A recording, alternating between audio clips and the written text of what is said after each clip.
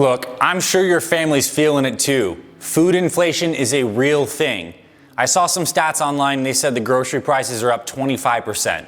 But I've talked to so many people and seen with my own bills, it can be up as much as 50% and families are feeling it. Even if you're decently well off and you're not trying to go paycheck to paycheck with your family life, it still sucks to be spending this much money on groceries. And a lot of people say, screw it, I can't eat healthy, it's too expensive. And that's just simply not true. In today's video, I want to go into the archives and pull forward a previous video I shot where I cover ways to make healthy eating much more affordable, what to actually buy, how to get deals with both kinds of foods, the kind of snacks that I like, and exactly what I eat for breakfast, lunch, snack, and dinner to make it affordable and healthy for me and my family. I get it, we can do this, you just need some tactics. Let's get into today's video. In this video, we're gonna go through some of my favorite foods for breakfast, for lunch, and throughout the rest of the day, I'm gonna tell you what I recommend you do buy, different kinds of cuts of certain things, and certainly what to avoid. And I also, before we kick into the specific foods, I wanna talk a little bit about mindset when it comes to nutrition and cost. I think many people can just look at the box cost. It's like, how much does this box cost versus something else? And I think that's one way to look at it. We ultimately want a lower total number on the grocery bill. But it's also important to think about things in terms of cost per nutrition. So sure, buying wild salmon might be like $10 a pound, and you look at that and you bought 2 pounds, that's $20. And you compare that to maybe a box of some kind of crackers, which is only $5. The salmon seems more expensive. But actually, the crackers are not gonna fill you up whatsoever. They're filled with lots of empty calories, and the salmon actually has all these rich, healthy fats, vitamins, and minerals. So there's a mindset component here too. We both want to decrease the total grocery bill, but also look at how can we get the most nutrition for the least amount of dollar value. And that's a mindset I think is gonna serve you really well. And one final thing to say on that note before we get into the specific foods is the foods that have more nutrients will keep you full longer. We've all probably had the experience of maybe like drinking a bunch of soda or eating a bunch of chips and we just got like 1,000 calories, but we're still hungry afterwards. The reason this is the case is because foods that don't have the right kind of key nutrients we need aren't as satiating for our digestive tract and our brain. So we wanna have high satiety foods, mostly non-processed, and we wanna do it in an affordable way. So let's get into this. Let's talk about breakfast first. Whether or not you have breakfast, you intermittent fast, I think it's an important thing to have because even if you eat these foods later in the day, they're still super valuable. When it comes to having like good breakfast, I think one of the easiest things you can prioritize is getting good eggs. Eggs are absolutely a superfood in my opinion. And I'm not saying you need to eat like 6 or 12 eggs per day, but a couple eggs per day absolutely has health benefits. You get all that rich amino acid protein from the egg white, but I also want you to get that good egg yolk, which is filled with choline, vitamin A, D, E, K, fat-soluble vitamins, so many good things. It's a nutrition powerhouse. Now, the key to getting eggs is eggs can be fairly expensive based on the kind of quality that you buy. If you're buying eggs that are like pasture-raised, humane, cage-free, like that these days can, I think, be like $9 for a dozen eggs. But if you start to go to some of these bulk grocery stores, you can buy whole eggs in like big, like 24, 36 cartons for a lot cheaper price, or maybe even check locally. But I firmly do believe that a couple eggs, even if the cost is, let's say it's around 25 to 50 cents an egg, still can be a really good budget option. If you have 3 eggs for a breakfast, that's $1.50. It totally kicks the crap out of any Pop-Tart or any kind of other pastry kind of thing that you might want to buy or some kind of breakfast bar. You're getting so much nutrition that'll keep you full. And if you do have the money to buy up for some quality to get a really good yolk that's a little more orange versus yellow, indicative of more vitamins, it's even better for your health. So I love the idea of eggs. Other things you can do for breakfast is maybe consider getting some Greek yogurt or something like that in bulk. In the morning, I'm a big believer in getting a good amount of protein in the morning. It's gonna keep you full, it supports a healthy metabolism. We combine proteins with good fats in the morning and keep the carbs a little bit lower. You're gonna benefit from that. So maybe you buy an apple or an organic apple, you slice that up with some Greek yogurt and you have 3 hard-boiled eggs. Or maybe you use those eggs to make a little bit of an omelet and a scramble and you throw in a bulk bag of some baby spinach that you saute into a little bit of an omelet and maybe you get some cheese you can sprinkle in. I know you can get a breakfast that's certainly under $3 that's very nutritious and feels great. Another concept that may work for you, especially if you buy the ingredients in bulk, is to do breakfast smoothies and shakes. We're huge proponents of this and we recommend this a lot in our Fit Father and Fit Mother programs because what you can do, imagine if you did get some kind of protein powder that you enjoy, you put a scoop of protein, 20 to 25 grams of protein, you throw in some organic baby spinach, you throw in some frozen blueberries, and maybe you throw in some hemp seeds and some chia seeds and you blend that up, you're getting such good nutrition. And I guarantee that's still gonna be a lower price in terms of both total cost and cost per nutrition. And you have something that's consistent, you don't need to think about. Where people get into trouble is they're buying all this weird stuff in specific boxes, pastries, this kind of bagel, that kind of thing. And a lot of that stuff just doesn't keep you full, doesn't have the right kinds of calories and nutrients. So for breakfast, again, eggs, omelets, you can make some kind of smoothie kind of recipe. Also, fruit. Oftentimes a good idea in the morning, especially if you can buy some kinds of fruits that you actually enjoy. Imagine having something like an organic apple paired with some kind of like nut butter. That could be a part of a good healthy breakfast. Now let's look at lunch. What kind of things can you do for lunch? And how can we actually make this practical? Well, on a healthy basis, some of the stuff that we recommend a lot in our meal plans is one, you can always do the kind of like salad with protein on top concept. So imagine if you did buy a bulk of some 50-50 spring mix baby spinach, and you can buy that, maybe even organic. And I know if you go to like a discount store like Costco, you can get like big bags of this stuff. You have that in the fridge. You throw that in there, and it's like the base of your meal. And now you can throw some protein on top. Certainly if you can go plant-based options, if you like tofu, tempeh, or something like that, that can work. But you can use a tin of some wild pink salmon. I think it can be like $3 a tin, and like you're getting a lot of good protein in there. Maybe you hard-boiled a couple of those eggs and you slice those up and put that on the salad. Sprinkle in some hemp seeds or some chia seeds. Just the idea of protein and greens, drizzle with some extra virgin olive oil, salt, pepper, some spices, maybe some paprika, rosemary, lemon, absolutely delicious, nutritious, and you can get that salad to be under $5 for sure per meal. And that's way better than if you went and you bought lunch out at a place. It's probably gonna be at least $10, maybe up to $15. Another thing you can do if you do tolerate bread and you can have some bread in your diet is to get a high quality organic sprouted bread. And if you're gonna do bread, I am a big believer of making sure that it is organic.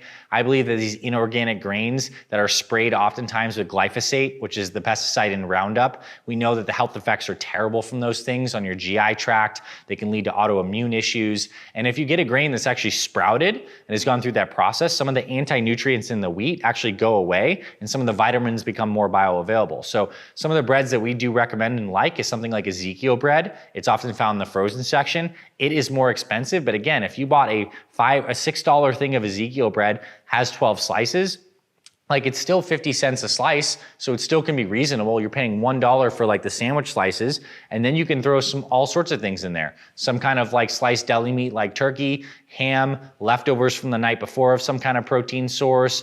Maybe if you want to get fancy, a little more expensive, you can put a little avocado.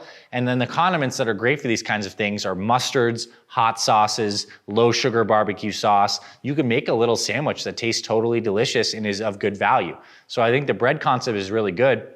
If you want to have like the most budget-friendly thing, and maybe for your kids who don't like to eat a lot of meat, then you can get 2 high-quality pieces of bread, load that thing up with some peanut butter of some sort. You can get a big jar of that, ideally some organic peanut butter that doesn't have a lot of hydrogenated oils in there, and you could drizzle a little bit of jam or a little bit of organic honey or something in that, and you have a PB&J or peanut butter sandwich that is like very nutritious, can be great for you, and is very low cost. So again, for lunch, I do recommend you either do the kind of like the sandwich style or the wrap style. You can add a piece of fruit in there as well for a little more filler, or you can do a salad with some protein, some of those hard-boiled eggs, or throwing some stuff on top. Very good. Now for snacks. Snacks are really where you can actually, blow a lot of money on stuff that doesn't actually fill you up. The grocery stores, when you look at them, are designed in a particular way where they have the meats and the produce and the vegetables on like the outsides of the grocery store. That's typically where you're gonna wanna shop. The interior aisles are filled with all like the packaged box goods. And there is a huge industry right now for quote unquote healthy snacks that are super expensive, that basically don't give you much of anything. And some of them are actually, frankly, totally unhealthy. So instead of buying prepackaged like dried this, dried that, chips of this, chips of that, I recommend you go to the classic like fruit and nuts style snack. So pair some kind of fruit you love, things that are good, oranges, apples, pears, a banana that still has a green tip on that, and pair that with some kind of nut that you love.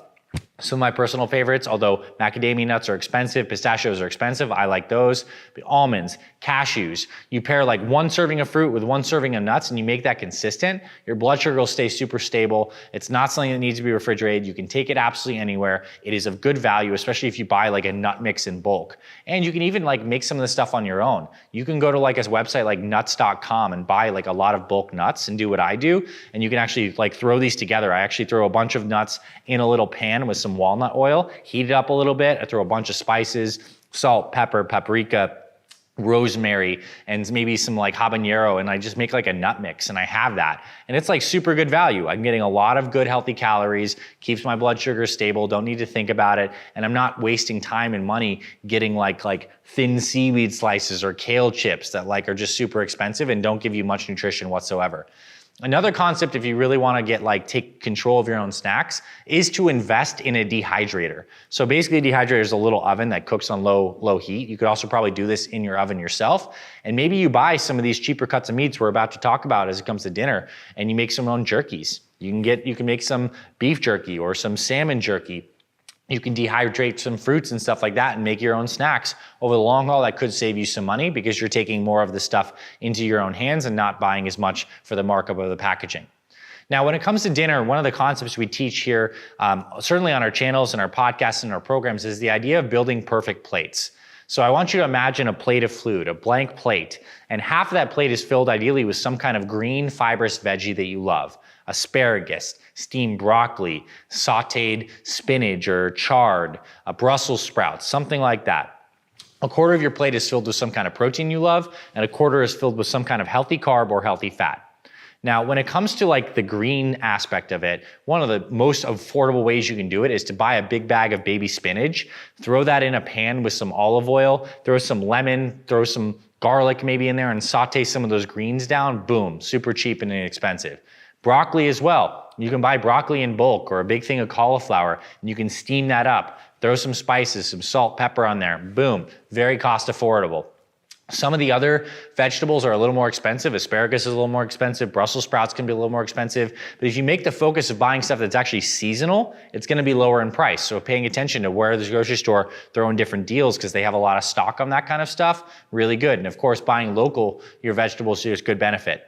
Now the protein is, I think, a place where if you're including protein into your meals, like animal-based protein or like fish, chicken, steak, these types of things, there's certain cuts that you can do where you can save a lot of money. So the example, buying a whole chicken besides chicken breast, you can save a lot of money. And from that, when you cook that, you're gonna get the thighs, the wings, the breast, you're getting a lot more different types of cuts.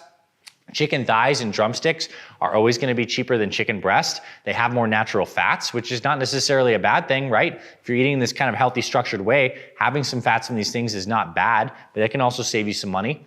You could also buy some tougher cuts of steak, things that you might make into like a slow cooked brisket. Some of these sirloins, those are going to be cheaper than if you were to get like something like a filet mignon or a ribeye, and you can start to slow cook some of this stuff. A lot of these meats are a little bit tougher or absolutely delicious if you start to use a crock pot. So imagine if you wanted to save some money, you bought some carrots and some root vegetables, some carrots, some sweet potatoes, you bought some celery, you bought some onion, and you bought some kind of like stew meat, and you threw that stuff in there with some stock in a crock pot for 6 to 8 hours and you come home, you have like a healthy dinner that's totally reasonably based. And again, that meal is roughly gonna be around $3, $4, $5 per serving, as opposed to eating out, which is $20 a serving, and you're still getting good nutrition because you're buying like these single ingredient foods that are really good. And when it comes to carbohydrates, if you want to include those as a part of your perfect plate concept, rice in bulk, super cheap. You can get many different kinds of rice that you may like. Sweet potatoes, tubers in bulk, super cheap. You can get a bunch of those, throw those in a pressure cooker, Instapot, or oven, and have those as like a staple. And these are just like basically the message here is to simplify the types of things. You know, the mono ingredient foods, the fruits, the vegetables, the meats, the eggs, these are the things that are of the greatest value. It's the stuff that has the long ingredient list that requires a lot of marketing, a lot of packaging. There's a lot of markup that's really going to be taking a lot of your money, and it's the least healthy stuff anyways. Shop the perimeter of the grocery store. Start to change your mindset into like, how can I get the most value and nutrition for my dollar? And I know you can save a lot of money with these tips. So thank you, my friend. Hope you found this valuable. If you would like a step-by-step done-for-you meal plan, and exercise and supplementation guidance and mindset coaching. We have our Fit Father and Fit Mother programs, which are the best programs online for busy moms and dads over 40. There's links in the description. You can check that out. And also, if you want to really try our stuff out, we have some free meal plans and workouts also linked in the description. I want to recommend you check that out because we'll get into some other budget stuff. And in fact, in our full programs, we have a full module on how to make healthy eating on a budget even there. We also talk about alcohol and what kinds of things, how much can you drink there, the right kinds of supplements. So much good information, but most importantly, action steps for you to take. Hope you found this valuable, my friend. Thanks for stopping by today's episode. This is Dr. Anthony Balduzzi signing off. I'll talk to you very soon.